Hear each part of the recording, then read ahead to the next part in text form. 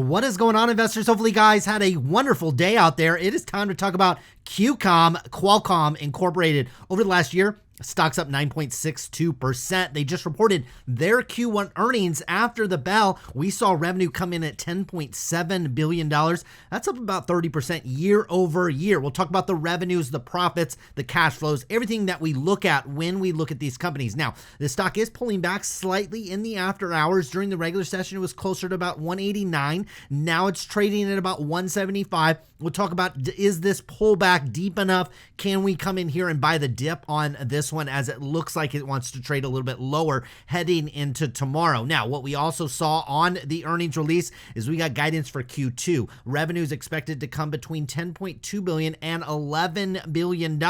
Obviously, we just printed a quarter where we did 10.7. Investors would like quarter over quarter growth as well. My guess is Qualcomm going to come in closer to that $11 billion and eclipse this most recent quarter. Now, consensus though in the upcoming quarter was for $9.54 billion. So they're over that even on the low end of their guidance. Now, in terms of earnings on top of that revenue, they're expected to do between $2.80 to $3 per share. Consensus was a little bit closer to $2.48 per share. Here's some of the broad view. When we look at the financials, we have these revenues coming in at $10.7 billion. That was good for 30% year over year growth. What you also saw with this company is that while we grew our revenues by 30%, we grew our earnings before taxes by 48%, our net income by 38%, and our diluted earnings per share by 41%. This company did a nice job driving revenue to that top line, but also controlling cost and having it flow through the bottom line. We'll take a look at that here in a second.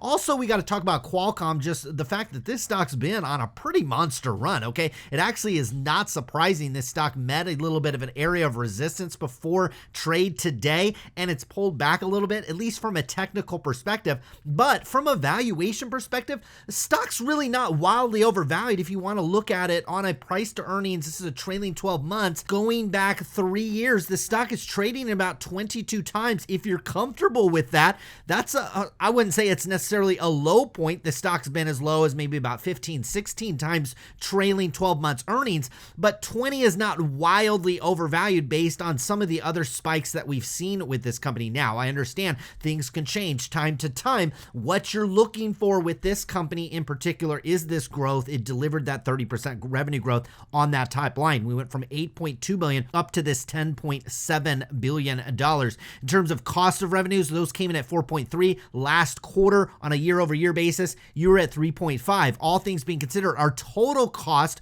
went from 5.7 up to 6.8. That is a jump of about $1.1 billion. But when you grow your revenues by a greater proportion to that, your operating income is going to come in really strong. So we take this $10.75 billion, we minus off our cost of $6.8 billion, and we come down here to operating income coming in at $3.864 billion, up nicely, about $1.3 billion higher than we were a year ago on a quarterly basis when we came in at $2.5 billion. You pay some taxes and some other stuff, and you come down here to net income of $3.4 billion.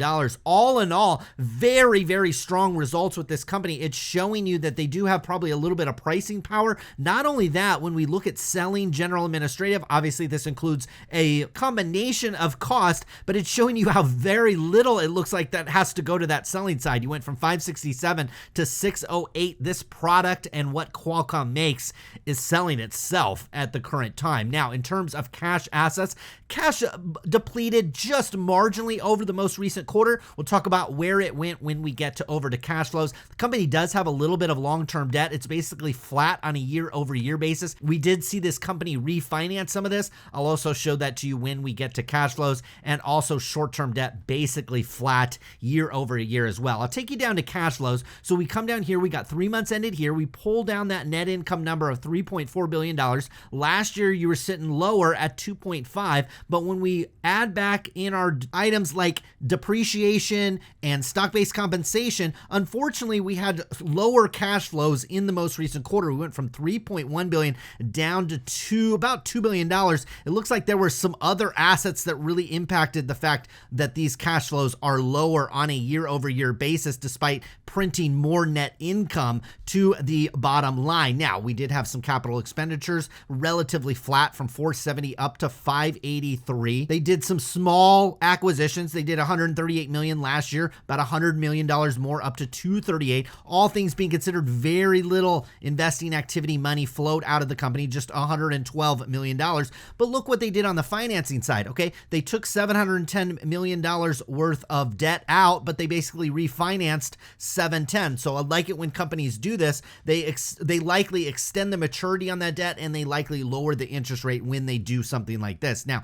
what they did major with this stock is they repurchased their shares. They repurchased $1.178 billion in the most recent quarter. Wow, that's a lot of stock in a quarter. And last year, they repurchased just $444 million. They did pay some dividends as well. All things being considered, you saw about $509 million bleed out of the company. But again, I talked about where the vast majority, in fact, more than half of it, went to repaying and retiring that common stock. So if you do like share repurchases, that is a benefit for you. Now, we're seeing just in the shorter term, look, these stocks can bounce around depending on what they talk about on the conference call. We were up here at about 188 on this stock, and it's pulled back to about 179. I've seen it a little bit lower than that in the after hours. No big deal, quite frankly, with Qualcomm. Now, last time this company reported earnings, we were on a video and we talked about how we had a major jump from about 138, and we popped up above basically a level of resistance,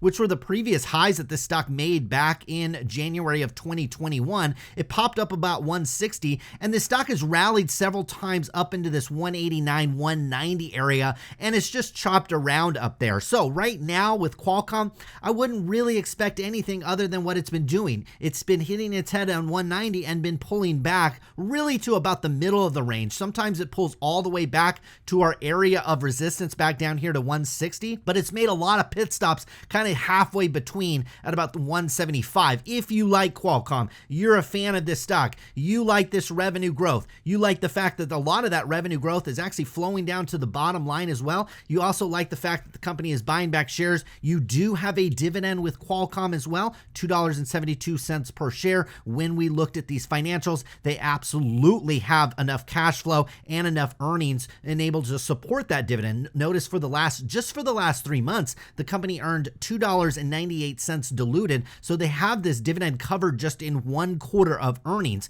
So it's likely that Qualcomm, if they want to, can continue to increase that dividend in the future. And it appears that this company, based on the guidance as well, is looking like they're going to continue to move in the right directions in terms of earnings and in terms of their revenue growth. Now, on the bull case, if you're like, man, I just want to see my Qualcomm shares go up, you need, then this is really what I see from a lot of traders out there. I don't personally trade myself a whole lot, but from the ones that I follow and I trust, you're looking for 2 green candles in succession over and above these highs. So you need to get well above 190, probably closer to 193, even 195 on this one. That will signal that this stock is broken out above this level, and sellers tend to dry up when you have this type of momentum. Now, if you don't do that, we have to assume that this stock is likely going to stay in sideways consolidation mode. Right now, it appears our sideways consolidation is between 160 up to about this 190 level.